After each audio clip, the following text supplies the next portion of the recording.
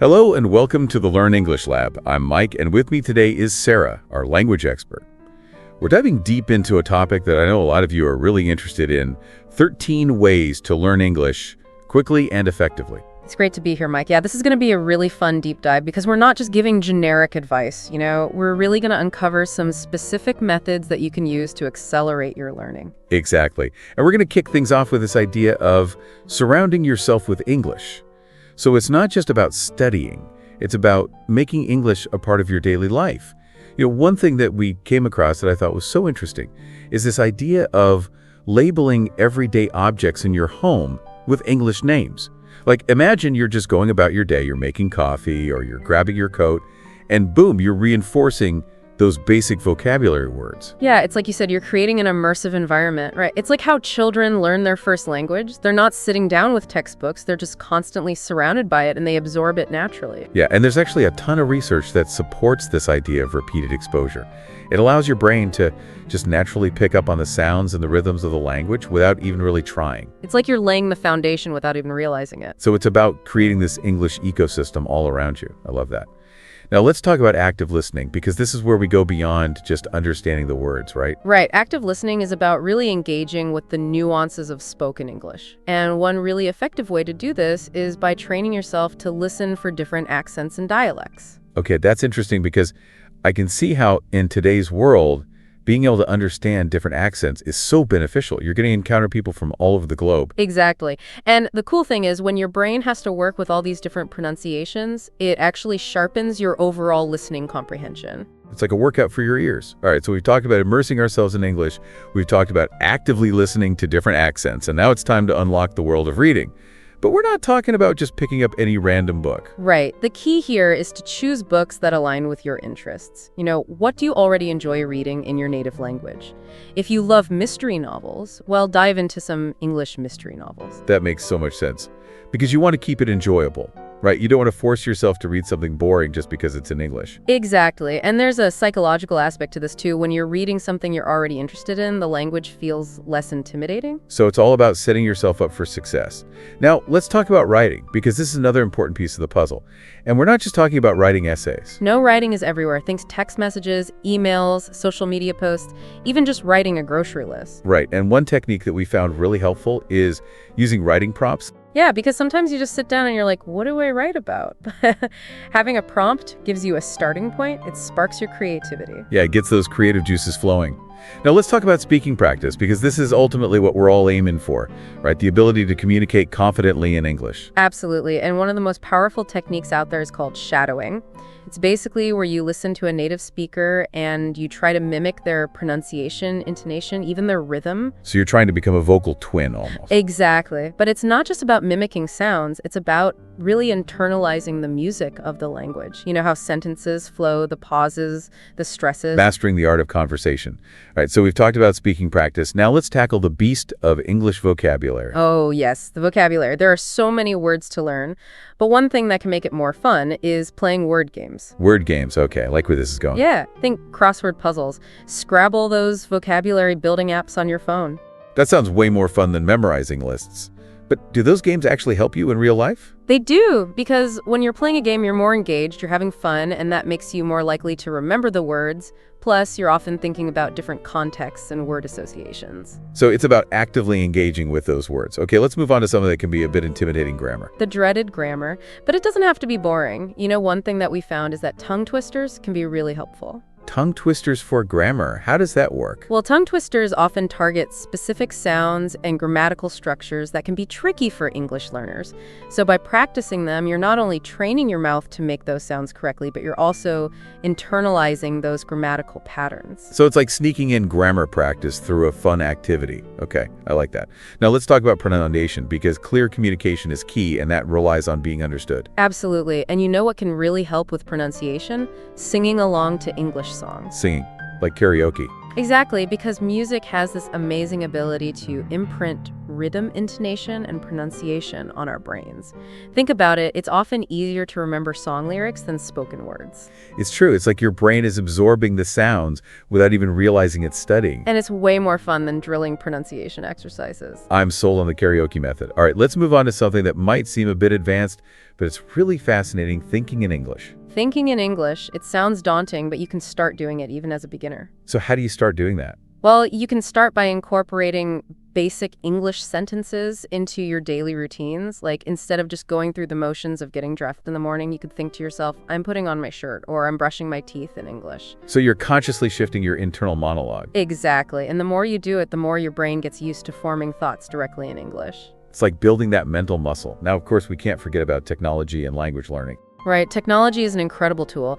And one thing you can do is use voice assistants like Siri or Alexa to practice your speaking skills. So instead of just asking for the weather, you could actually have a conversation with them. Exactly. And these voice assistants are getting more and more sophisticated every day. So it's like having a readily available practice partner. That's amazing. It's like having a language tutor in your pocket.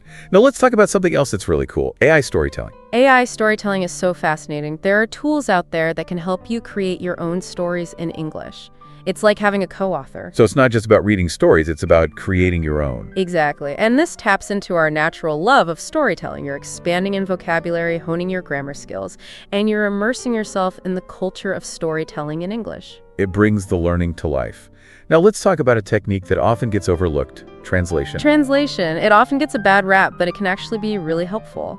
Yeah, we came across this tip about practicing translating both ways, from your native language to English and from English back to your native language. Right, because translating back into your native language forces you to really think about the nuances of word choice. You know, you have to consider those subtle shades of meaning. So it's not just about finding equivalent words, it's about really understanding how those words function in different languages. Exactly. It deepens your understanding of both languages.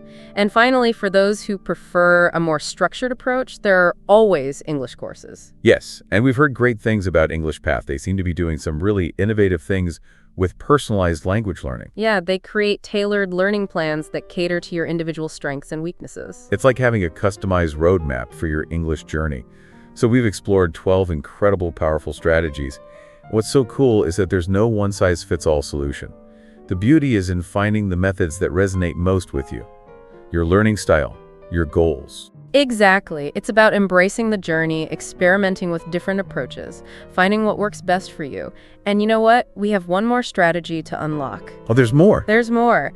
And it's all about immersing yourself in English-speaking cultures. Cultural immersion. That's a great point, because language and culture are so intertwined. But for those who can't just hop on a plane to London or New York, how can we bring those cultural experiences into our lives? That's a great question. And the good news is you don't need a plane ticket. You can experience English-speaking cultures right where you are. Okay, tell me more. I'm all ears. Well, one of the easiest ways is to watch English language films and TV shows. Movie nights. I like it. Because you're not just passively watching, you're absorbing the language, you're picking up on colloquial expressions, you're getting insights into cultural norms, humor, social interactions. So you're seeing the language in action. Exactly, and it's way more engaging than just studying from a textbook.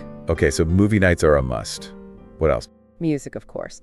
But don't just stick to the pop music charts, explore different genres from different English-speaking countries. So like reggae from Jamaica, folk music from Canada, indie rock from Australia. Exactly. Each genre, each region has its own unique flavor, its own style. It's a musical and linguistic adventure. I love that. All right, what else can we do to immerse ourselves in the culture? Well, if you're feeling adventurous, you could attend local events or meetups that are hosted in English. So like language exchange groups, book clubs, social gatherings? Exactly. It's a great way to step outside your comfort zone and practice your English in a real-world setting. Plus, you might even make some new friends. Wow, this cultural immersion concept is really eye-opening.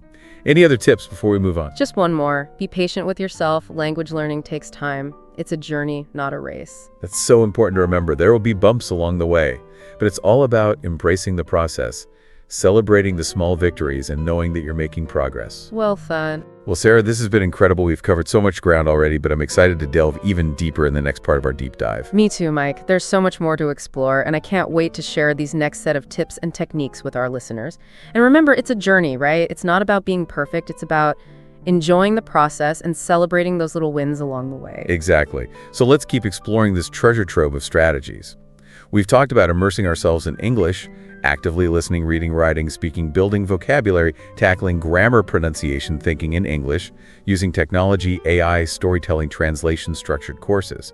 That's a lot. It is, but the great thing is you don't have to do everything at once, right? Start with 1 or 2 things that really resonate with you, and then gradually add more as you go. That's great advice. It's about finding your own pace and creating a learning plan that fits your life. And one thing that I noticed is that a lot of these strategies appeal to different learning styles. That's a great observation. It's so important to know how you learn best.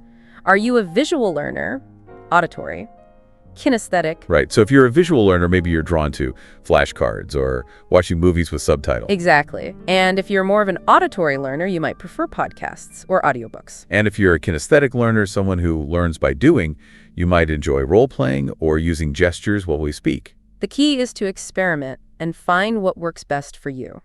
So it's not about being rigid. It's about being flexible and finding what you enjoy.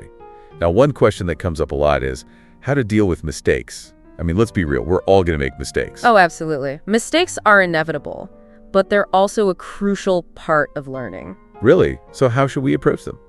Well, you don't want to just ignore them, right? But you also don't want to let them discourage you. It's about finding that balance. So acknowledge them, but don't dwell on them. Exactly. See them as opportunities to learn and grow.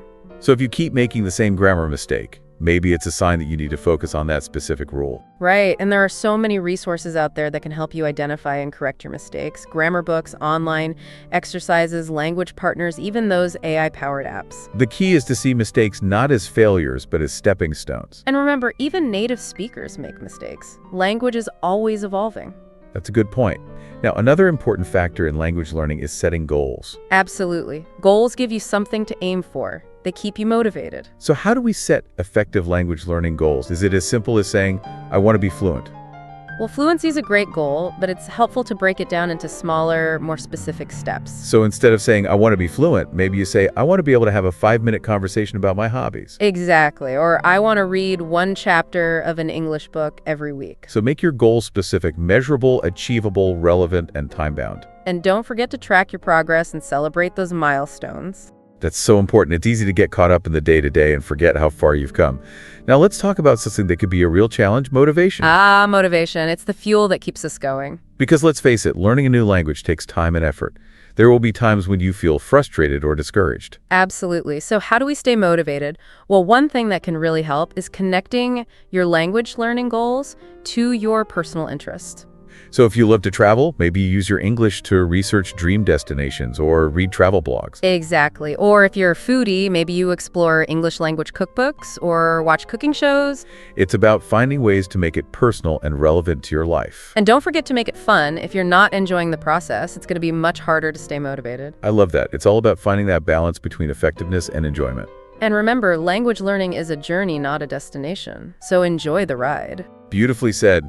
We've covered a lot in this episode, but before we wrap up this part, I want to touch on one more thing, creating a supportive learning environment. That's a great point. Your environment can have a huge impact on your success. So what does that mean? Just having a quiet place to study? It's more than that. It's about surrounding yourself with people who support your goals. So finding a language partner, joining a study group, talking to friends who speak English. Exactly. It's about creating a sense of community. And it's about seeking out resources and communities that can help you along the way. It's about building a network of support. I think that's a perfect segue into the final part of our deep dive. I agree. Let's take a quick break, and when we come back, we'll explore some practical tools and techniques that can help you put all this amazing advice into action.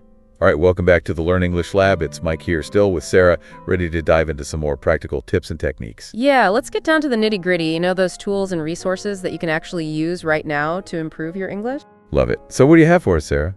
Well, let's start with something that might seem a bit basic, but it's super effective: flashcards. Flashcards, like the ones we used in school. Yep, but we're not just talking about writing a word on one side and the definition on the other. We're going to make them more engaging, more interactive. Okay, I'm intrigued. How do we do that? Well, one thing you can do is add visuals. Instead of just the word, draw a picture or find an image that represents that word. Oh, I like that. It makes it more visually appealing. Right.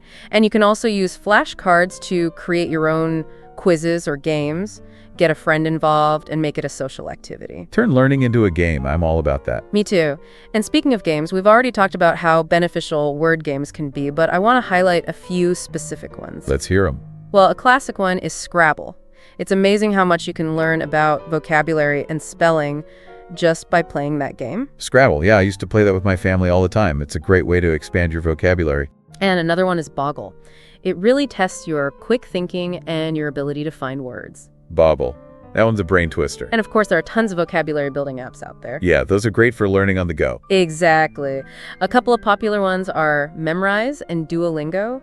I've heard of those. They make language learning feel like a game. They do. Now, another resource that I think is really underrated is the dictionary. The dictionary, really? With all the online tools we have now. I know it might seem old school, but a good dictionary offers so much more than just definitions.